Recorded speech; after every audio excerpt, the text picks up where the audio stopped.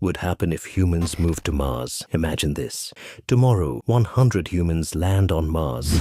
The spacecraft leaves, and Earth is now millions of kilometers away. For the first time in history, humans are completely alone on another planet. But there is one huge problem. Mars has almost nothing humans need to survive. No breathable air, no liquid water, no food, no trees, no animals. So the first question is, how do humans stay alive? The answer starts underground. Although Mars looks like a dry desert, scientists have discovered enormous amounts of frozen water beneath its surface and inside its polar ice caps. The first settlers would deploy drilling machines. These machines would dig deep beneath the red soil until they reach underground ice. The ice would then be extracted, melted, and purified. This would become the colony's main water supply. Drinking water, cooking water, farming water. Everything would begin with Martian ice. But water creates another opportunity. Water is made from hydrogen and oxygen. Using electricity, settlers could split water molecules into hydrogen and oxygen. The oxygen would be stored for breathing. The hydrogen could be used as fuel or combined later to create more water. In other words, one discovery solves two problems, water and oxygen. However, Mars already has an atmosphere. So why can't humans simply breathe it?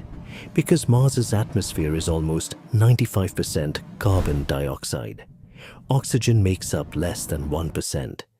A human without a spacesuit would lose consciousness within minutes. That is why giant oxygen-producing facilities would be essential.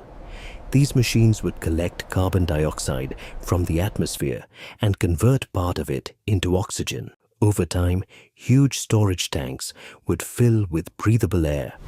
The colony would slowly become less dependent on Earth. Next comes food.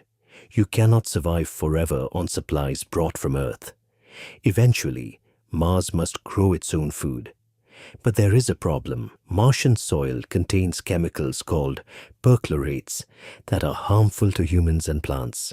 So settlers would likely use hydroponic farming. Instead of growing plants in soil, crops grow directly in nutrient-rich water. Tomatoes, potatoes, rice, wheat, vegetables, all grown inside climate-controlled greenhouses. Interestingly, the plants would also help produce oxygen. Humans breathe out carbon dioxide, plants absorb carbon dioxide and release oxygen. Together, they create a small artificial ecosystem.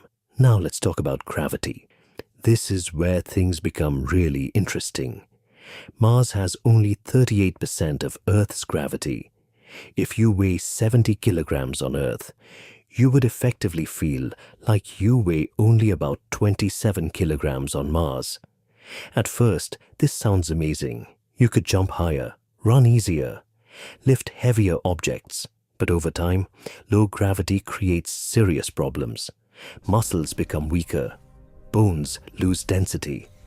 The heart does not need to work as hard. Even eyesight may change. Astronauts on the International Space Station already experience many of these effects. A person living on Mars for years would likely need daily exercise just to remain healthy. Without exercise, the human body would slowly weaken. Radiation is another major challenge. Earth is protected by a strong magnetic field. Mars is not. This means harmful cosmic radiation constantly reaches the surface. Too much radiation increases the risk of cancer and other health problems.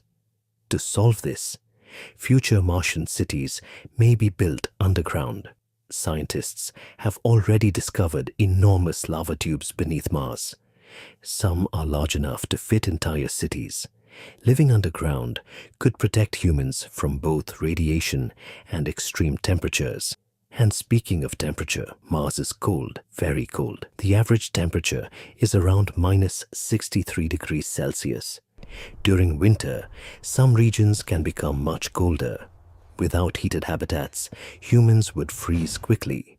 Future colonies would require powerful insulation systems and reliable energy sources such as solar power and nuclear reactors. As the years pass, settlers would become more independent. They would produce their own water, generate their own oxygen, grow their own food, build larger cities, expand underground settlements, and eventually scientists may attempt something even bigger, terraforming Mars. The idea is simple but incredibly difficult. Change the planet itself, thicken the atmosphere, increase the temperature, melt more ice, create rivers and lakes. Possibly one day even forests. This process could take hundreds or thousands of years. But if successful, Mars would slowly become more Earth-like. The most fascinating question is this: would humans themselves begin to change? Children born on Mars might grow differently from people born on Earth. Their bodies would adapt to lower gravity. Future generations could become taller, lighter, and physically different from Earth humans. Over many generations, Mars may not only create new cities, it may create a new version of humanity. So if humans move to Mars, they won't simply be living on another planet. They will be building an entirely new world from scratch, finding water, creating oxygen, growing food, protecting themselves from radiation, adapting to low gravity, and transforming a frozen desert into humanity's second home. The real challenge isn't reaching Mars. The real challenge begins the moment we arrive.